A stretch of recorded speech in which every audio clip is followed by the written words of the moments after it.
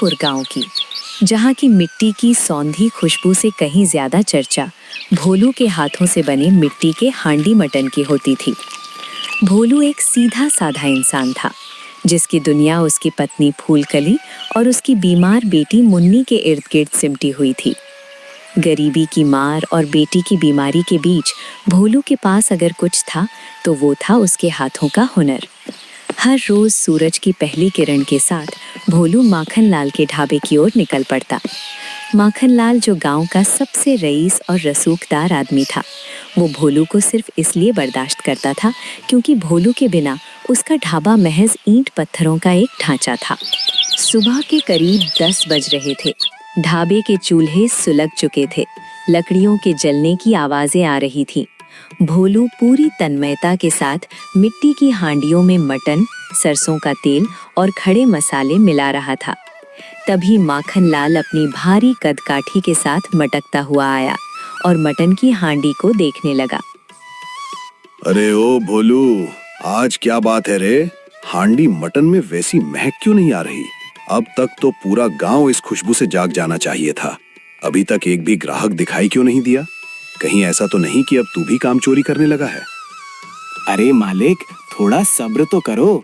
Mutton को पहले मध्यम आंच पर पकने तो दो। जब तक इसका एक एक पीस गलेगा नहीं, जब तक हांडी के भीतर मसाले अपना रंग नहीं छोड़ेंगे, तब तक वो बात नहीं आएगी। एक बार इसे ठीक से पकने दो, फिर जैसे ही इसमें मेरी जादुई चुटकी का मसाला पड़ेगा, मैं कहता हूँ गांव वाले दौड़े क्या, गिरते पड़ते यहाँ आएंगे। माखनलाल ने एक लंबी सांस ली। उसे भोलू पर गुस्सा भी आता था और उसके हुनर से डर भी लगता था। साला, तेरा यही चुटकी वाला मसाला ही मेरी जान लेकर जाएगा किसी दिन।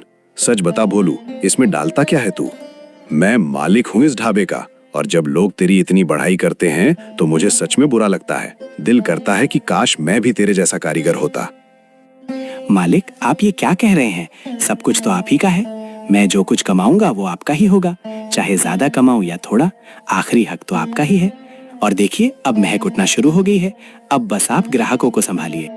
जैसे ही हांडी के ऊपर लगा हुआ आटे का सील गर्म होकर महकने लगा, मटन की वो सौंधी और तीखी खुशबू गांव की गलियों में तैरने लगी। हवा के झोंकों के साथ ये खुशबू जब लोगों के घरों तक पहुंची तो मानो पूरा रामपुर खिंचा चला आया। सबसे पहले ठाकुर जी और लंबूदार पहुंचे, जो हांडी मटन के सबसे बड़े मुरीद थे। अरे माखनलाल भैया, क्या महक है यार! लगता है आज जान लेके ही छोड़ोगे। सुबह सुबह चाहे घर के कितने भी जरूरी काम भूल जाऊं, पर आपकी हांडी मटन खाना नहीं भूल सकता। सच में यार, भोलू के हाथों में वो जादू है जो शायद इस पूरे इलाके में किसी के पास नहीं है। भोलू भाई, तुमने तो मिट्टी की हांडी में साक्षात स्वाद उतार दिया है। माखन, ये रद्दी दवाइयों के पैसे थमा देता है। तुम उस ढाबे को छोड़ क्यों नहीं देते? मैं और क्या करूं? मैं तो बस ये चाहता हूँ कि घर का चूल्हा जलता रहे। मेहनत वो होती है जिससे परिवार का भला हो।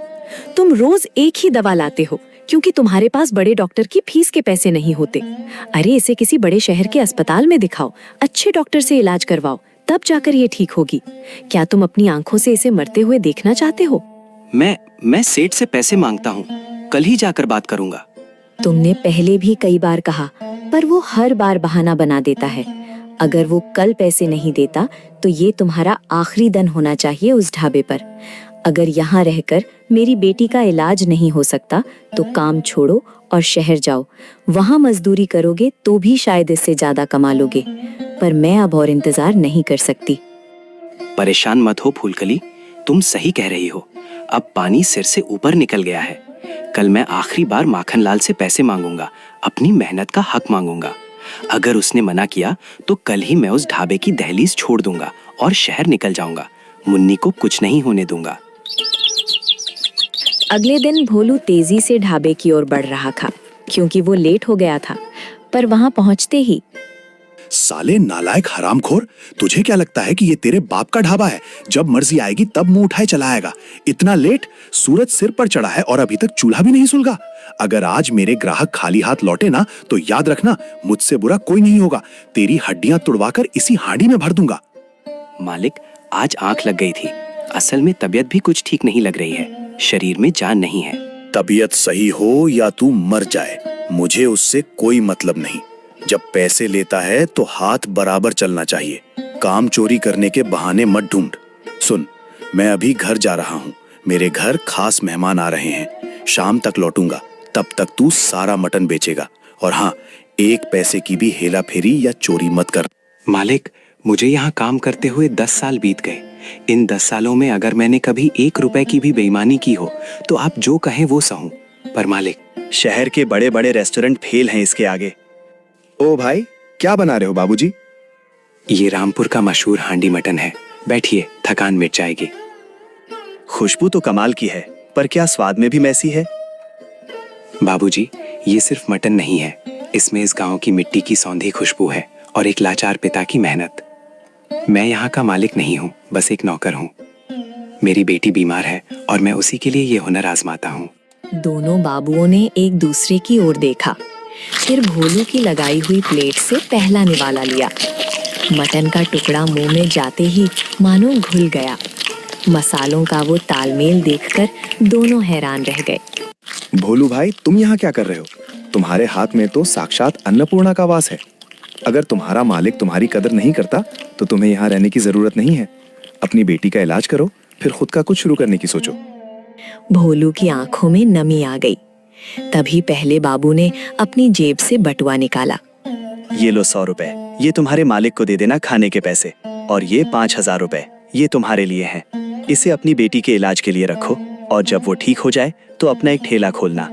इस हुनर को किसी जालिम की गुलामी में मत सड़ने देना। भोलू सन रह गया। उसकी कांपती हथेलियों ने जाना आपको भारी पड़ेगा। ऊपर वाला सब देख रहा है, वो न्याय करेगा।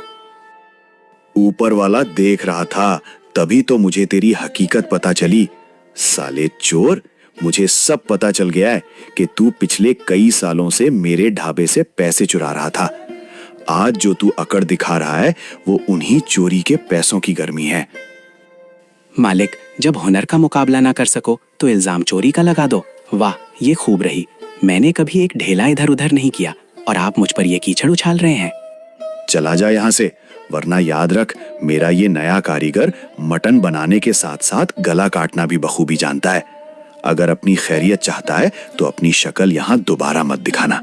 माखन लाल, तूने आज सिर्फ मेरे पैसे नहीं की रूह कांप जाएगी। अगली सुबह भोलू ने पैसे उठाए और सीधा बाजार पहुंचा। सबसे पहले उसने एक मजबूत लकड़ी का ठेला खरीदा। फिर वो सीधा इस्माइल की गोश्त की दुकान पर गया। इस्माइल पूरे इलाके में सबसे ताजा मटन के लिए जाना जाता था। अरे भोलू भाई, क्या बात है? आज तो आप पूरे 10 किलो मटन ले रहे हो। क्या घर पर कोई बड़ी दावत है? मेहमान नहीं इस्माइल भाई, अब खुद का ठेला खोल रहा हूँ, भोलू का देसी हांडी मटन। इसीलिए मुझे आज तक का सबसे उम्दा और ताजा मटन चाहिए। अगर माल अच्छा दोगे तो मैं तुम्हारा पक्का और रोज का ग्राहक बन जाऊंगा। फिक्र मत करो भोलू भाई, ये लो सबसे ताजा माल।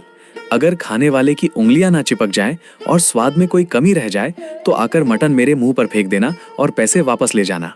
भोलू तुरंत मटन घर लाया, अच्छे तरीके से बनाया और अपना ठेला गांव के आखिरी छोर पर लगा दिया। मटन की खुशबू ऐसी थी कि हवा के साथ मिलकर वो गांव के कोने कोने तक पहुंच गई। लोग अपने घरों से बाहर निकल आए और सीधा ठेले पर पहुंचे। भोलू भाई, ये ठेला तुम्हारा है या माखन लाल ने यहाँ नई शाखा खोली है? नहीं बाबूजी, ये मेरा अपना ठेला है। अब माखन लाल से मेरा कोई वास्ता नहीं। अरे वाह, पर रेट क्या रखा है? वहाँ तो माखन लाल ने अचानक 50 रुपए प्लेट कर दिया है।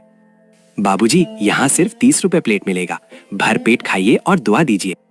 30 रुपए सुनते ही लोगों में खुशी की लहर दौड़ गई। भोलू ने प्लेट लगानी शुरू की। मटन का रंग गहरा सुर्ख था और तरी ऊपर तैर रही थी। जैसे ही ग्राहकों ने पहला निवाला लिया, उनकी आंखें फटी की फटी रह गईं। ओहो, क्या बात है यार। एक निवाला मुंह में लिया और मांस अपने आप हड्डी से अलग हो गया। मसाला ऐसा कि रूह खुश हो जाए। ये हड्डी चूसने पर जो रस निकल रहा है, आहा। भोलू भाई, बात मत करो अब, बस खाने दो और एक प्लेट मेरी भाभी के लिए पैक भी कर दो। उधर माखन लाल के ढाबे पर सन्नाटा पसरा था। उसका नया जल्लाद कारीगर पसीने पसीने हो रहा था, पर कोई ग्राहक नहीं आ रहा था। भोलू के ठेले की महक पूरे गांव में छा गई थी और उसकी सस्ती कीमत ने माखन लाल की गद्दी हिला दी थी। रामपुर में अब एक नई शुरुआत हो चुकी थी। भोलू के हाथों की हांडी मटन की कहानी अब खुद लिखी जा रही थी। और जिस दिन मुन्नी पूरी तरह ठीक होकर अपने पिता के ठेले पर बैठी थी,